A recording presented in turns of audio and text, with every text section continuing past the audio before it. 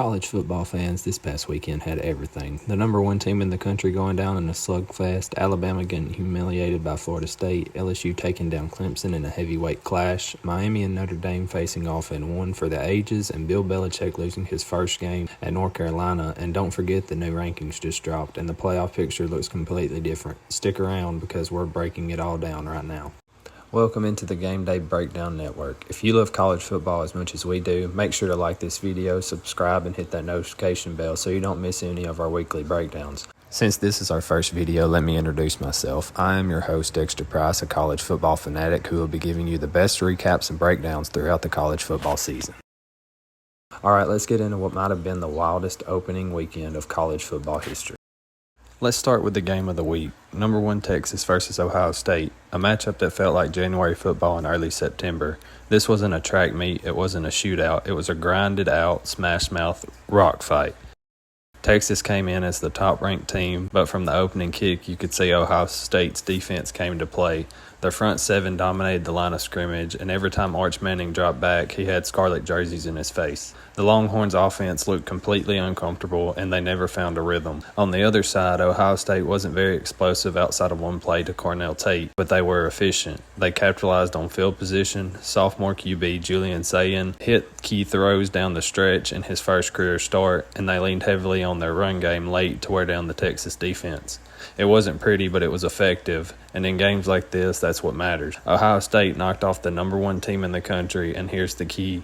Not only does this prove the Buckeyes are playoff contenders, but it also reshapes the entire top of the rankings and asks the question, are they the next dynasty? Texas has talent and time to bounce back, but the margin of error just shrank in a big way with SEC play just coming around the corner.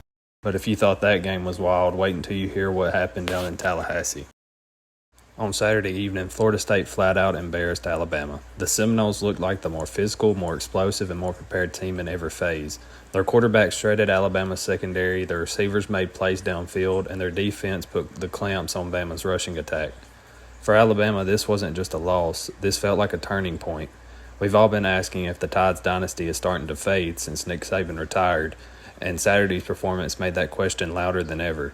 They didn't just lose, they looked outclassed. Their QB, Ty Simpson, looked panicked and unprepared for the moment. Their defense looked slow, and they looked like they hadn't played live football all offseason, leaving fans with serious questions about Kalen DeBoer as head coach. Florida State, on the other hand, looks like they may be back as a national title contender. They've got the talent, the confidence, the QB, and now a statement win that will launch them near the top of the rankings. The playoff race just got a whole lot more interesting.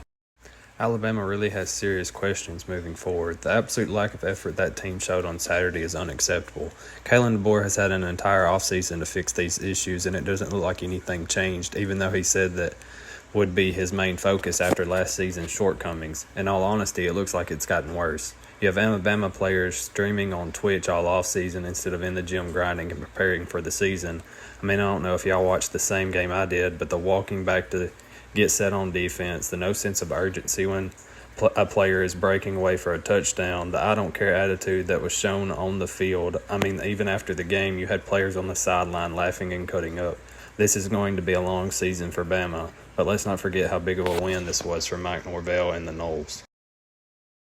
And speaking of statement wins, LSU and Clemson squared off in another heavyweight battle, and it didn't disappoint.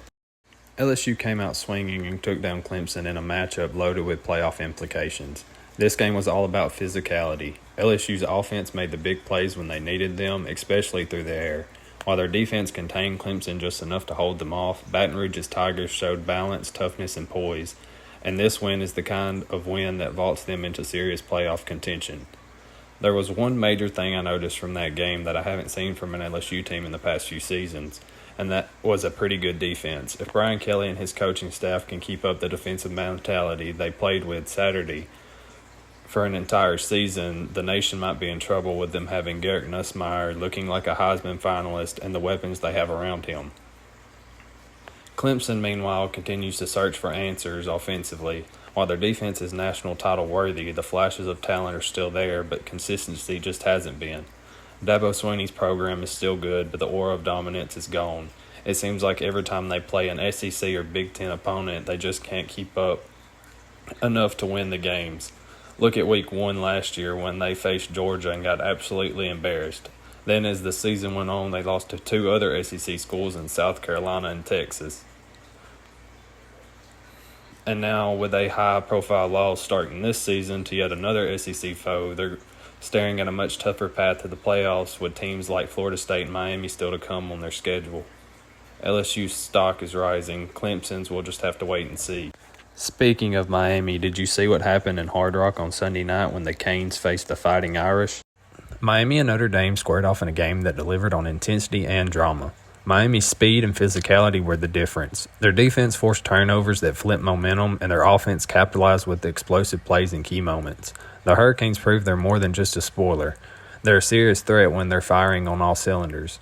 Georgia transfer QB Carson Beck showed glimpses that he is back to his 2022-2023 form, and after the injury he suffered towards the end of last year after a rocky season, he looks more confident and poised than ever. He was hitting the deep ball, a problem he had at Georgia last season, although not all of that was solely on him, as Georgia led the nation in drop passes last year. Beck and this offense looked ready to make a playoff push, and with what looks like a potential top 5 defense, Miami may be ready to take the ACC crown and push for a national title. Notre Dame, though, had chances. They moved the ball, they had the opportunities in the red zone, but too many mistakes, penalties, turnovers, and missed execution cost them. For Miami, this was a statement win that puts them in the national conversation. For Notre Dame, it's a small setback that shows them where they need to improve. Head coach Marcus Freeman went through something similar to this last year after Notre Dame lost to NIU during the season, but he got his team to bounce back and make a run to the national title game. Also, they didn't leave the game just with a loss. They saw some promise in young quarterback C.J. Carr, and with weapons like Jaden Greathouse and Jordan Faison at receiver and Jeremiah Love and Jaden Price at running back, I expect them to turn it around and make a push for a playoff spot. And while Miami and Notre Dame were battling it out, one of the biggest storylines came off the field: Bill Belichick's much-anticipated college head coaching debut. Bill Belichick's first game as North Carolina's head coach was a disaster. The Tar Heels looked completely out of sync. The offense was conservative, the defense looked hesitant, and Belichick's NFL-style system just didn't translate in his first outing. The only real good takeaway from this game is, Max Johnson is going to fight each and every game.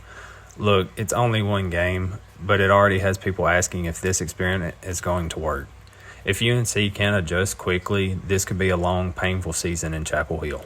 And all of this chaos had one final impact. The brand new rankings look completely different today than they did last week. Here's how it all shook out. Ohio State shoots up to number 1 after knocking off Texas. Florida State rockets into the top 25, coming in at 14 after dismantling Alabama. LSU climbs up to number 3 thanks to their big win over Clemson. Is the U back with Miami jumping 4 spots from 10 to 6 after Mario Cristobal and company's big win over the Irish? Meanwhile, Texas falls from 1 to 7. Alabama takes a major tumble all the way down to 21 from 8. Clemson stock is sliding slightly as they fall from within the top 4 to number 8. And similar to Clemson, Notre Dame takes a small bump down to 9 when they were previously ranked 6th. Even after all the chaos and big games, teams like Oregon, Georgia, and Penn State, who didn't have to sweat this weekend, are quietly in great position to climb higher as the chaos continues. The playoff picture feels wide open right now, and that's the beauty of college football. One weekend changes everything. So that's everything you need to know from a wild weekend of college football. Ohio State is picking up right where they left off. Alabama is searching for any signs of hope. LSU is rising, and Florida State might just be the team to beat. What do you think? Is Alabama's dynasty officially dead? Should Florida State be ranked even higher? Or was it that they aren't as good as they seem and Alabama is just that bad?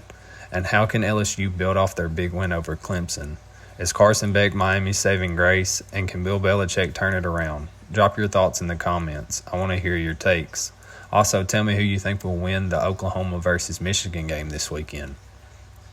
Make sure to like this video, subscribe to Game Day Breakdown Network, and hit that bell so you don't miss any of our weekly recaps. Thanks for watching, and we'll see you next time.